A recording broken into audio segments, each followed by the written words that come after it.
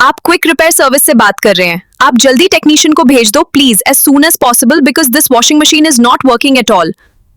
Machine बिल्कुल चलो नहीं हो रही, स्पिन भी काम नहीं कर रहा। मैम, आपके वॉशिंग मशीन का मोटर खराब है, इसलिए स्पिन काम नहीं कर रहा। ठीक है भैया, आप कर दो, रेडी कर दो, जल्दी सा हो जाए बस। जी मैम, मैं तुरंत रिपेयर कर देता हूँ। अब वॉशिंग मशीन बिल्कुल परफेक्ट चल रही है। आप भी कॉल करो क्विक रिपेयर सर्विस को।